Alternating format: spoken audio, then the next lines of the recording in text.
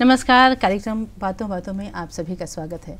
दर्शकों, अपने शौक़ को अपना करियर बनाने का सबसे बड़ा फ़ायदा ये होता है कि व्यक्ति बिना थके, बिना निराश हुए पूरे ऊर्जा के साथ प्रयासरत रहता है। ऐसे व्यक्ति जीवन में सफल तो होते ही हैं, साथ ही खुश भी रहते हैं। कहते हैं ना, उम्र को हराना है तो शौक़ ज़िंदा रखिए, घुटने चले न चले, मन उड़ता परिंदा रखिए। तो आज भी ऐसे लोग हैं जो अपनी उम्र को हरा कर काम करते जा रहे हैं। उनकी शौक़ उनकी उम्र के आने नहीं आती। तो ऐसी ही एक महिला से आज हम आपको मिलवाएंगे, जिन्होंने रंगमंच की दुनिया में तब कदम रखा जब समाज में बहुत रिस्ट्रिक्शंस हुआ करती थी, परिवारों में बहुत रोक टोक हुआ करती थी, और सबसे बड़ी चीज़ कि उम्र के 72 साल बाद भी ये रुझान कम नहीं हुआ। तो चलिए मिलवाते हैं हमारी आज की मेहमान गीतांजलि आचार्य से। गीतांजलि जी, बहुत बहुत स्वागत है आपका प्रोग्राम में। नमस्कार पूजा जी। तो आज हम आपको यहाँ पर एक ड्रामा आर्टिस्ट, थिएटर की कलाकार, स्टेज परफॉर्मर के नाम से परिभाषित कर रहे हैं, लेकिन हमने सुना है और भी बहुत सारी कलाओं से आप जुड़ी हैं, बहुत सारी प्रतिभाएं हैं आपके अंदर। थोड़ा बताएं उसके बारे में। पूजा जी, ऐसा है कि इंसान के लिए एक ज़िंदगी सब कुछ सीखने के लिए कम पड़ती है, ये मेरी सोच है। तो धीरे धीरे जब इस फील्ड में मैं उतरी तो लोगों से मिलती गई, और काफ़ी सारे ऐसे लोग थे जो अलग अलग चीज़ जानते थे। तो मुझे भी उनको देख के एक रुचि मेरे अंदर भी जागी। तो मैंने बोला ठीक है, समय का सदुपयोग किया जाए और ये सब भी सीखा जाए। तो वैसे मैं एक कलाकार के साथ साथ अपने आप को मैं एक स्टूडेंट भी समझती हूँ, क्योंकि अगर कोई डाउन टू अर्थ रहकर सारी ज़िंदगी भी सीखे तो उसके लिए मतलब सब कुछ सीखना मुमकिन नहीं है। तो मैं हर क्षेत्र में ही हमेशा से स्टूडेंट रही हूँ, यहाँ तक कि नाटक के क्षेत्र में अभी जो लोग जानते हैं कि मैं नाटक की कलाकार हूँ, लेकिन नाटक के क्षेत्र में भी मैं नाटक के बारे में अभी भी सीख रही हूँ। ऐसे जो मुझसे बड़े कलाकार हैं वो मुझसे बहुत ज़्यादा जानते हैं, तो उनसे सीखने में मैं तो ये सोचती हूँ कि कोई हर्ज ही नहीं, बल्कि आपके ही अभिनय में और निखार आएगा। तो इसीलिए मैं लोगों से जब मिलती रही, सीखती रही, तो उसमें मैंने कटिंग स्टिचिंग सीखा, हैंड एम्ब्रॉयडरी सीखा, मशीन एम्ब्रॉयडरी सीखा, पेंटिंग सीखा, ग्लास पेंटिंग भी सीखा, सॉफ्ट टॉयज़ है, और आपका जो मधुबनी पेंटिंग है, टेराकोटा बनाना है, ये सब तो मैंने सीखा ही। उसके साथ थोड़ा सा मैं अध्यात्म की तरफ भी रुचि रखती हूँ।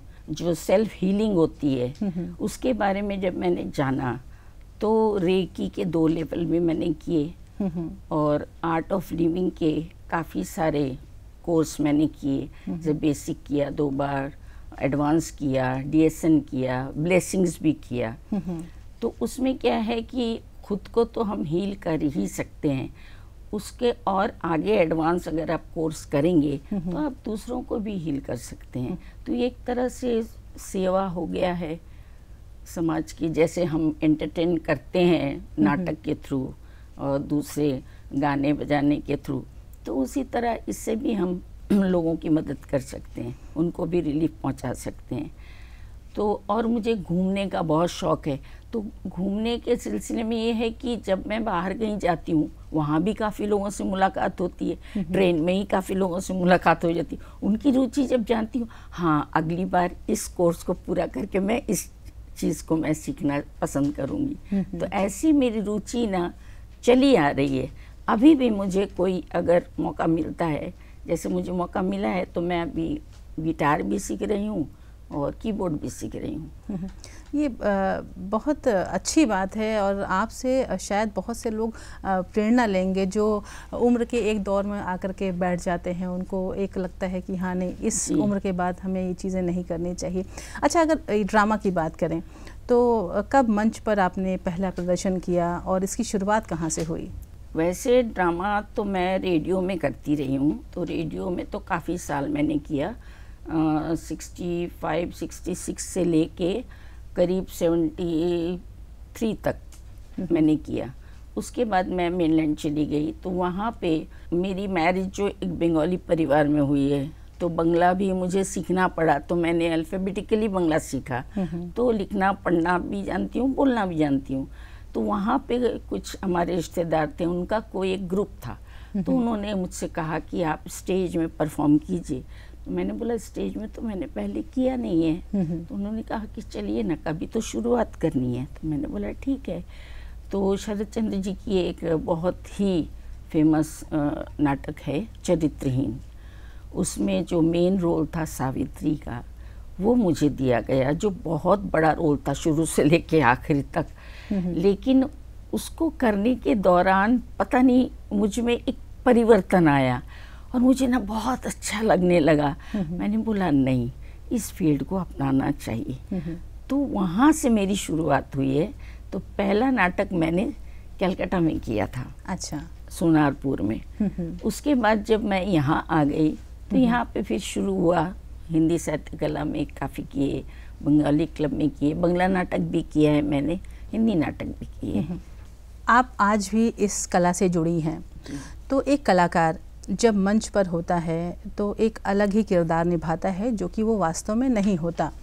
तो अपने अंदर एक कलाकार को उस किरदार को संभाल लेना ताकि ऑडियंस, देखने वाले जो हैं, वो उससे बंधे रहें और महसूस कर सकें, तो इन चीज़ों को कैसे करती हैं आप? जो नाटक होते हैं, सिनेमा होते हैं, यहाँ तक कि काफ़ी किताबें भी समाज का आईना दर्शाती हैं। तो हम समाज में जब देखते हैं लोगों को, कोई अगर बहुत भावुक जब होता है तो ऑटोमेटिकली हमारी आंखों में भी पानी आ जाती है। बिल्कुल।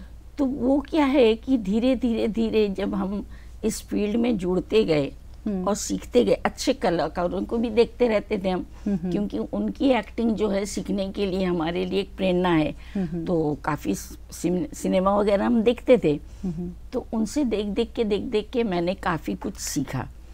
और अब तो ऐसा है कि आप कोई भी रोल दे दीजिए मेरे एज के हिसाब से तो मैं कर लूँगी, क्योंकि काफ़ी वक्त से मैंने किया है, तो एक्सपीरियंस काफ़ी हो गई है मुझे।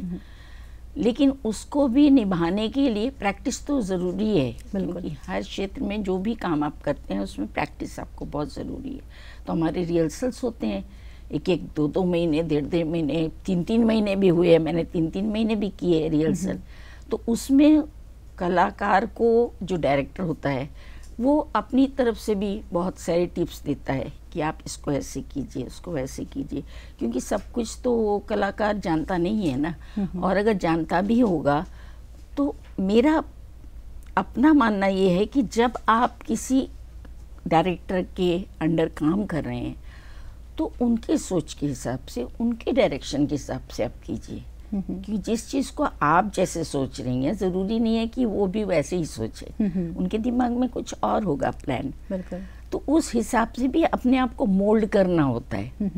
तो उसके लिए प्रैक्टिस की ज़रूरत है, और प्रैक्टिस कर करके अभी तक जो सीख पाई हूँ वही मैं लोगों को देती हूँ। तो जैसे अभी आपने बताया कि बहुत से कलाकारों से आपने सीखा, तो कौन कौन से कलाकारों से आपकी मुलाकात हुई जिनसे आपको प्रेरणा मिली? कैसा रहा उनसे मिलने का अनुभव? देखिए, सबसे पहले तो यहाँ पे जो हम लोगों ने ट्रेनिंग किया था, एक ट्रेनिंग हुआ था NSD के साथ कोलैबोरेशन में, यहाँ के आर्ट एंड कल्चर के साथ में। तो वहाँ से काफ़ी दिग्गज कलाकार आए थे। हालांकि उसमें 1-2 जो फैकल्टी मेंबर थे उनको छोड़ के बाकी सब तो मुझसे भी उम्र में छोटे थे। लेकिन उन्होंने NSD से ट्रेनिंग ली है। NSD की ट्रेनिंग और हमारे यहाँ की ट्रेनिंग में तो ज़मीन आसमान का फ़र्क है।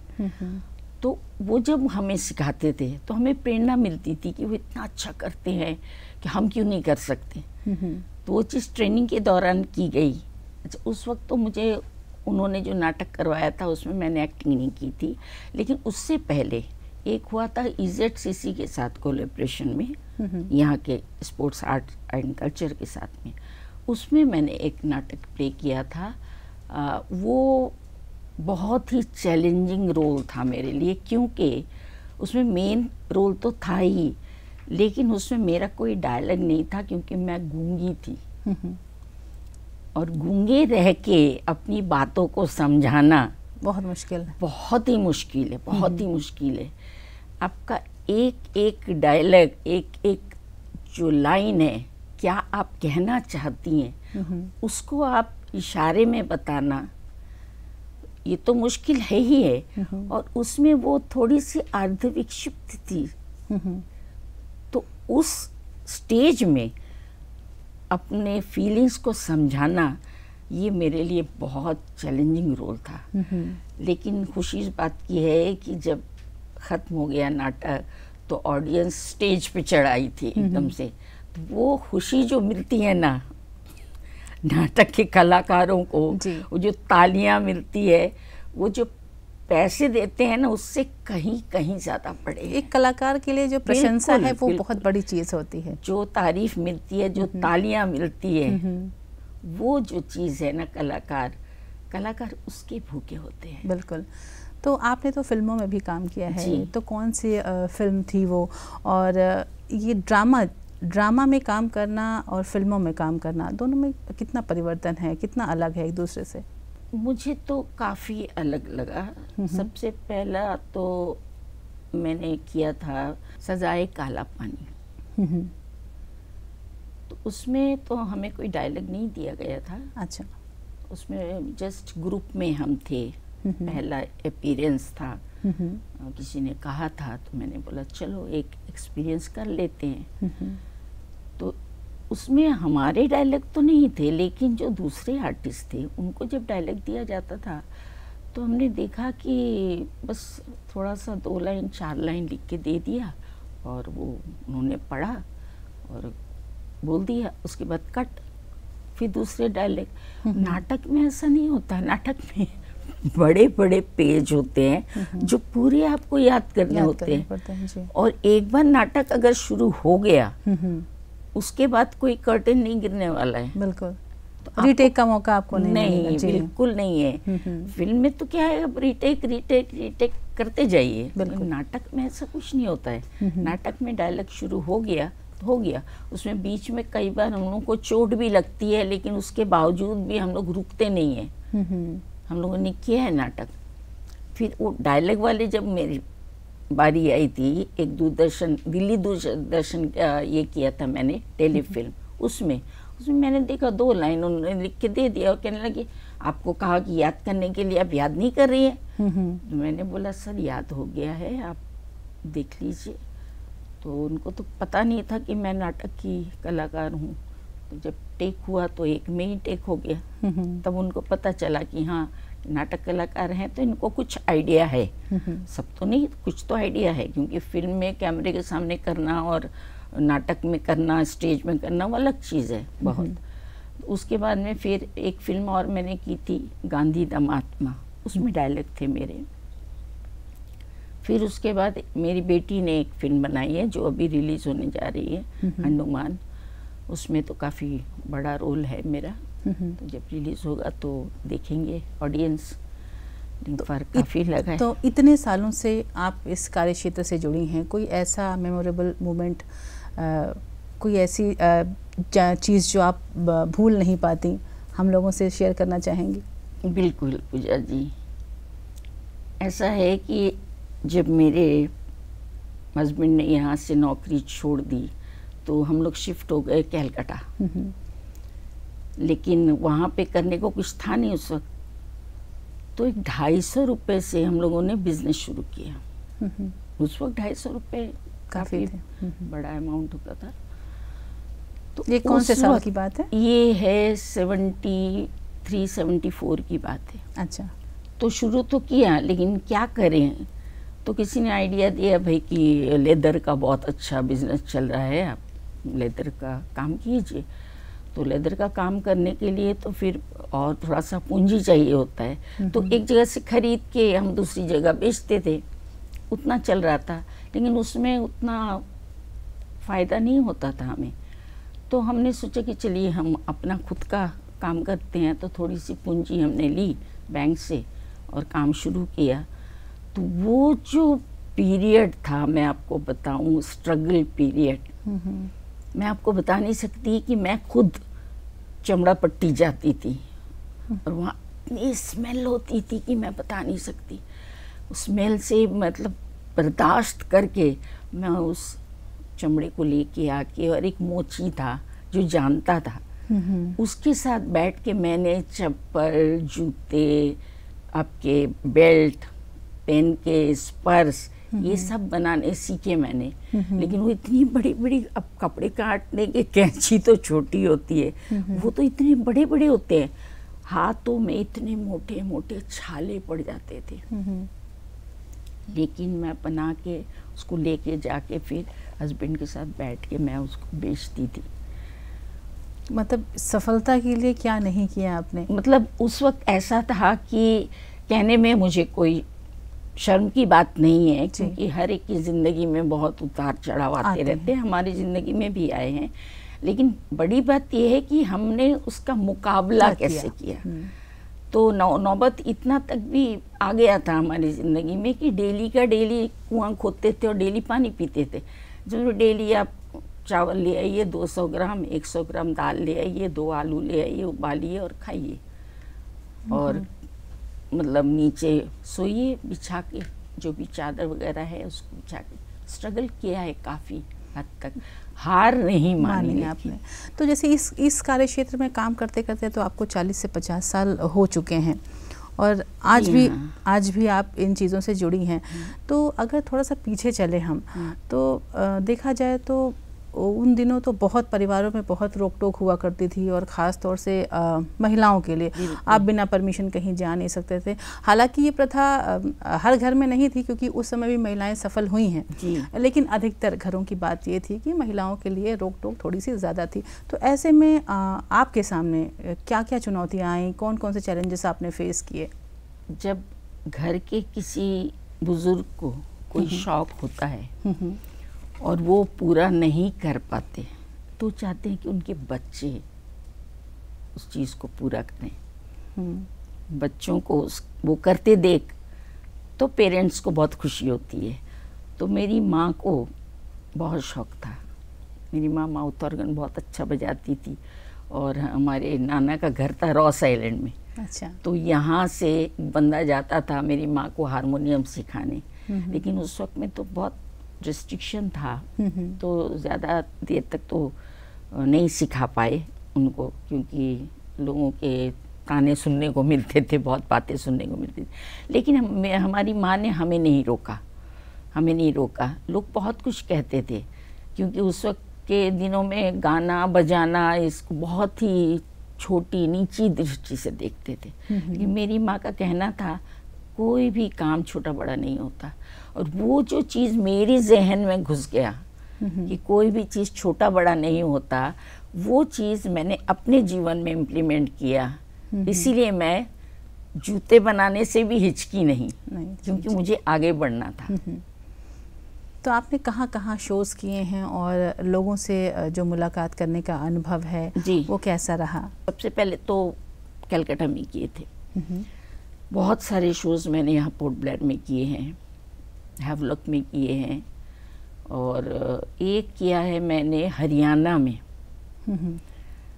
वो भी मेरी ज़िंदगी का एक टर्निंग पॉइंट था, क्योंकि मैं जब बॉम्बे गई थी तो वहाँ मेरे एक एफबी फ्रेंड से मुलाकात हुई थी। उन्होंने मुझे अपने घर पे रखा था। उनसे बातचीत में पता चला कि वो भी नाटक से जुड़े हुए हैं, उनका अपना एक संघ है। तो जब तक मैं बॉम्बे में थी उनसे बात करती रही, फिर वो चले गए, उनका घर है हरियाणा में। अचानक से उन्होंने फ़ोन किया कि मैं एक नाटक करने जा रहा हूँ, और आपके लिए एक रोल है, बहुत अच्छा है, बड़ा रोल है, आप करना चाहेंगी? मैंने कहा बिल्कुल करना चाहूँगी। तो जाना था, लेकिन उन्होंने कहा कि भाई मेरे पास पैसे नहीं है आपको देने के लिए, कि वहाँ से आना जाना आपके लिए बहुत महंगा पड़ता है, पोर्ट ब्लेयर से जाना है एकदम हरियाणा। मैंने कहा कि नहीं, आप उसकी फिक्र मत कीजिए, पैसा आपके लिए मायने नहीं रखता। पैसा मेरे लिए मायने नहीं रखता। एक मौका जब मुझे मिला है, और मेनलैंड में हरियाणा में एक मौका मिला है, तो वो तो मैं नहीं छोड़ूंगी किसी भी हाल में। तो मैं अपना खर्च करके, अपने पैसे खर्च करके मैं वहाँ पहुँची, और मैंने किया। करीब 1.5 महीने मैं वहाँ रही। 1.5 महीने हम लोगों ने प्रैक्टिस किया, और सुपर डुपर हिट रहा वो हमारा नाटक जो है। लोगों ने बहुत पसंद किया, बहुत पसंद किया। अच्छा, इन चीज़ों को करने के लिए खुद का ख्याल रखना बहुत ज़रूरी है, और खुद का ख्याल रखने के लिए सबसे बड़ी चीज़ है कि आपके अंदर डिसिप्लिन हो। लेकिन जो आजकल की जो लाइफस्टाइल है इतनी भाग दौड़ भरी है कि टाइमली किसी चीज़ को करना बहुत मुश्किल है। तो ऐसे में जो डिसिप्लिन है वो आपके लिए क्या इम्पोर्टेंस रखता है और कैसे आप उसे बैलेंस करती हैं? पूजा जी, मैं कहूँगी सिर्फ इस फील्ड में नहीं, मेरी सोच अलग है कि हर इंसान को अपनी ज़िंदगी में डिसिप्लिन होना चाहिए। बिल्कुल। फिर वो चाहे किसी भी क्षेत्र में हो, अगर वो डिसिप्लिन है तो वो कामयाबी के परचम को ज़रूर लहराएगा। बिल्कुल सही। कोई नहीं रोक सकता उसको, ना कोई उसको टोक सकता है। तो मेरी ज़िंदगी में मैं तो वैसे ही बचपन से थोड़ी डिसिप्लिन हूँ। मैं हर काम वक्त पे करती हूँ और अपने लिए भी वक्त निकालती हूँ कि मुझे क्या करना है ताकि मैं हेल्दी रहूँ, मैं फिट रहूँ। क्योंकि अगर मैं हेल्दी नहीं रहूँगी तो मैं कुछ कर नहीं पाऊँगी। लेकिन मेरा मानना ये भी है कि जब तक आप काम करते रहेंगे तब तक आप हेल्दी रहेंगे, और जब तक आप हेल्दी रहेंगे तब तक आप काम करते रहेंगे। दोनों जो है एक दूसरे के पूरक हैं। तो अभी जैसे द्वीपों में भी आपने काफ़ी परफॉर्मेंस दिए हुए हैं, बाहर भी आपने शोज़ किए, तो कितना परिवर्तन देखती हैं दोनों जगहों में? सालों के हिसाब से तो काफ़ी परिवर्तन आ गया है। लेकिन क्या है कि यहाँ पे दुख इस बात का है पूजा जी कि अभी तक यहाँ का इंफ्रास्ट्रक्चर चेंज नहीं हुआ है, और अब तो धीरे धीरे नाटक भी बंद हो गया। यहाँ कोई करता भी नहीं है नाटक। पहले कितने नाटक होते थे, सिर्फ हिंदी में नहीं, आपके तमिल में होते थे, बांग्ला में होते थे, तेलुगु में होते थे, सब में होते थे। आजकल बिल्कुल भी नहीं होते। क्यों नहीं होते? क्योंकि उनको सपोर्ट नहीं मिल रहा है। हालांकि हर एक भाषा के लिए यहाँ पे हॉल बने हुए अलग अलग, आप जानते हैं, बंगाली क्लब है, तमिल संगम है, आंध्र एसोसिएशन है, कन्नड़ संगम है, केरला समाजम है, राजस्थानी मंच है, सब है, बहुत सारे ग्रुप्स भी हैं। लेकिन सपोर्ट नहीं मिल रहा है क्योंकि इन सब में बहुत खर्चा होता है। उनके लिए अलग से एक मंच अगर देते हैं फ्री में तो भी लोग करना चाहेंगे। लेकिन जो लोग आते हैं, कलाकार आते हैं, दूर से आते हैं, उनको तो आजकल देखिए पैसे की महत्व बहुत हर जगह पे है, सबके लिए है, पग पग पे है। तो जो लोग दूर से आते हैं वो आजकल के लोगों में उतना जुनून होना चाहिए कि मैं अपने खर्च करके यहाँ आऊँ। पोर्ट ब्लेयर में ही लोग बस से या ऑटो से आने के लिए हिचकिचाते हैं कि मुझे खर्च करने पड़ेंगे, मैं यहाँ से चली गई हरियाणा। वो जुनून होना चाहिए, वो पैशन होना चाहिए, और हॉल मिल जाए तो ग्रुप्स बहुत है, कर सकते हैं। अच्छा, रेडियो में तो बहुत से नाटक आपने किए, तो वो सफ़र कैसा रहा आपका? रेडियो का नाटक तो बहुत बढ़िया था। मैं तो बहुत कम एज में रेडियो में आई थी, कोई 11-12 साल शायद होगी मेरी उम्र, और यहाँ पूरे खाली जगह पड़े हुए थे चारों तरफ, फल के पेड़ थे। तो मैं बच्ची थी, बीच बीच में मैं भाग जाती थी उठ के, तो पकड़ के लेके आओ इसको कि कहाँ है देखो। तो यहाँ के जो स्टाफ थे वो भी बहुत अच्छे थे, एक फैमिली जैसा हमारा ये बन गया था माहौल, रिश्ता। तो ये नहीं कोई सोचता था कि ये मेंबर है, आर्टिस्ट अलग है और यहाँ के स्टाफ अलग है, ऐसा नहीं था। सब लोग फिर काम खत्म होता था तो फिर कभी महीने में पिकनिक में भी जाया करते थे। तो बहुत अच्छा माहौल था उस वक्त का, बहुत ही। तो जैसे अभी आपने अपनी इतनी सारी प्रतिभाएं बताई और ड्रामा से आप इतने सालों से जुड़ी रहीं, और कहीं ना कहीं आपको लगता है कि द्वीपों में वो चीज़ें नहीं हैं जी, तो बढ़ावा देने के लिए बच्चों का भी आपने सोचा नहीं कि इन सब चीज़ों की क्लासेस चलाई जाए और इस ज्ञान को और बढ़ाया जाए? बहुत बार सोचा, लेकिन लोगों में इंटरेस्ट होना चाहिए, पहली बात। बिल्कुल, इंटरेस्ट अगर होगा तो वक्त निकालेंगे, और इंटरेस्ट अगर नहीं होगा तो वक्त रहने पर भी लोग नहीं सीखेंगे। तो उन लोग, एक आजकल के बच्चे हैं सिर्फ आप देखते हैं कि मोबाइल लेके, उनकी जो रुचि है, उनके जो क्षेत्र है काम करने के, वो सब पलट गए हैं, बदल गए हैं, उनकी सोच अलग है। जनरेशन गैप जैसे जैसे होते जाते हैं, सोच भी बदलते जाते हैं। है काफ़ी लोग हैं जो रुचि रखते हैं, लेकिन मैं भी अब यहाँ रहती हूँ, कभी मैं इंग्लैंड में रहती हूँ, तो कंटिन्यू करने के लिए मुझे भी यहीं रहना पड़ेगा। मैं बाहर जाके फिर कोई काम नहीं कर सकती, तो उसमें भी रुकावट आते हैं और लोग आते भी नहीं हैं ज़्यादा, बहुत कम लोग आते हैं। तो मैंने बोला छोड़ दीजिए, जब उनको इंटरेस्ट नहीं है तो कोई फ़ायदा नहीं है। जी, अब एक आखिरी सवाल कि आप इस कार्य क्षेत्र में जुड़ी रहीं और काफ़ी सफल रहीं, तो जाहिर सी बात है आपने अपना काफ़ी ख्याल रखा होगा, तो सफलता के लिए खुद से प्यार करना कितना ज़रूरी है? सफलता के लिए ही नहीं, हर इंसान को खुद से प्यार करना बहुत ज़रूरी है। और मेरी सफलता के पीछे मेरी बेटी का और मेरे पति का बहुत सपोर्ट रहा है। इस बात को तो मैं नकार ही नहीं सकती। उनके सपोर्ट के बिना मैं इतनी दूर तक नहीं पहुंच पाती कभी भी। और अपना ख्याल रखना और अपने परिवार का ख्याल रखना और साथ में अपनी रुचि को भी आगे बढ़ाना, ये सारी चीज़ों को लेकर एक साथ चल के अगर कोई सफलता पाता है तो वो बहुत बड़ी बात है। बिल्कुल। लेकिन अपने आप को सबसे पहले प्यार करना सीखना पड़ेगा। अपने आप को जब तक आप निखारेंगे नहीं, तब तक आप जो रुचि रखती हैं आप उसमें निखार नहीं ला सकती। ना अपने घर को निखार सकती, ना आप बच्चों को निखार सकती। आप किसी भी फील्ड में सफल नहीं हो सकती, आगे नहीं बढ़ सकती। इसलिए खुद को निखारना सबसे पहले ज़रूरी है, फिर घर परिवार है, फिर आपकी रुचि है। तो गीतांजलि जी, आपने अपनी कला के बारे में, अपनी प्रतिभा के बारे में इतनी सारी चीज़ें हमें बताई। हो सकता है जो हमारे देखने सुनने वाले हैं उससे काफ़ी कुछ सीखेंगे, काफ़ी प्रेरणाएं लेंगे। कार्यक्रम में वक्त देने के लिए बहुत बहुत शुक्रिया आपका। आप लोगों का भी बहुत बहुत धन्यवाद मुझे यहाँ बुलाने के लिए। तो दर्शकों, किसी ने सच ही कहा है कि उम्र खाली एक अंक है, बस एक नंबर है। अगर आप चाहें तो अपने शौक़ को किसी भी उम्र में पूरा कर सकते हैं। तो इस प्रोग्राम में आज इतना ही, चाहेंगे इजाज़त। नमस्कार।